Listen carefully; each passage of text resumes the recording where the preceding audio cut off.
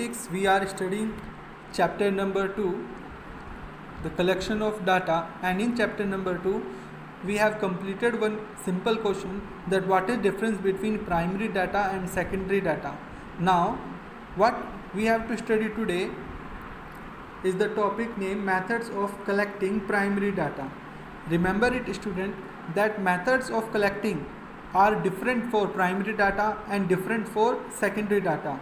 It means secondary data के जो method होंगे कलेक्शन के वो डिफरेंट होंगे प्राइमरी डाटा से.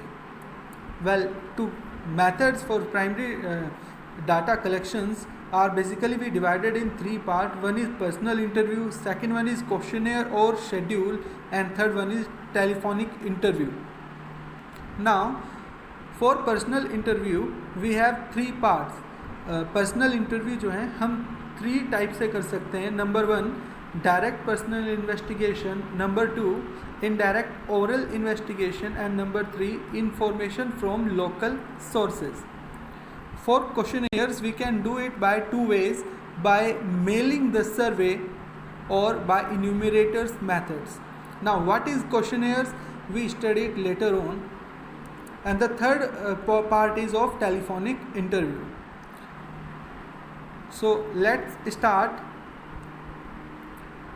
with personal interview, and as we know that personal interview have 3 parts: direct personal investigation, indirect oral investigation, and information from local source. So personal interview we study the first point, direct personal investigation. As the name suggests, direct personal investigation.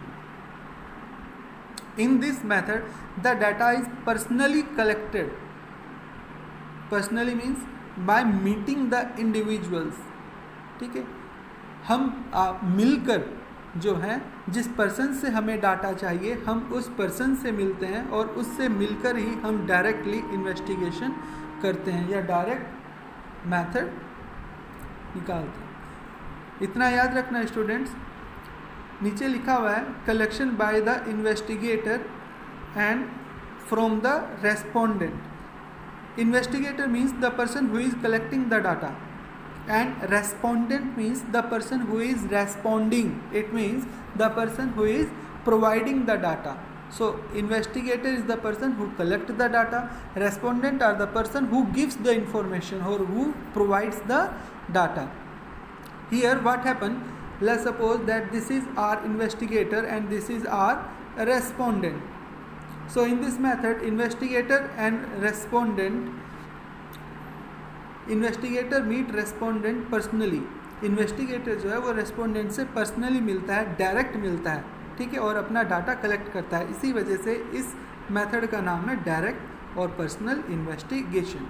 लेकिन याद रखना that this method also has some requirement. ये requirement होना बहुत ही ज़रूरी है, नहीं तो ये मेथड एप्लीकेबल नहीं हो सकता. That investigator should be efficient, impartial and tolerant. It means that for the success of this method the total dependency is on the investigator, the person who is investigating the data. वो person जितना investigate करने वाला person जितना talented होगा उतना अच्छे से ये मेथड वो इम्प्लीमेंट कर सकता है.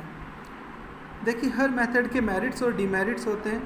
सो now let's study few merits of this personal investigated data. Now merits are that data have high degree of originality.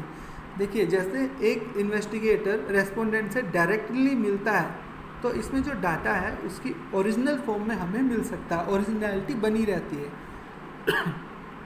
और इसी तरह का डाटा मोर एक्यूरेट भी होता है. गलती की बहुत कम चांसेस होते हैं क्योंकि डायरेक्ट हम रेस्पोंडेंट से जाकर इसके बारे में क्वेरीज इकट्ठा करते हैं और इसी वजह से डाटा ज़्यादा रिलायबल होता है. अच्छा, इसका एक और इम्पोर्टेंट पॉइंट है कि जब भी कभी इन्वेस्टिगेटर रेस्पोंडेंट से कुछ बात पूछता है तो वो बात पूछने के साथ साथ जो इन्फॉर्मेशन उससे चाहिए उस इन्फॉर्मेशन के से अपार्ट भी वो कई चीज़ों की जानकारी उससे ले सकता है. while investigating the investigator get other related information also. ऐसा नहीं है कि जो उसको क्वेश्चन पूछना है सिर्फ वही एक क्वेश्चन वो पूछ के आ जाएगा, वो उससे रिलेटेड अदर इन्फॉर्मेशन भी गैदर करेगा, ठीक है। अच्छा, इस मेथड के कुछ डिमेरिट हैं। डिमेरिट जैसे it is difficult to cover wide area. अब ऐसा नहीं हो सकता है कि आप सिंगल सबका पर्सनल इंटरव्यू करें,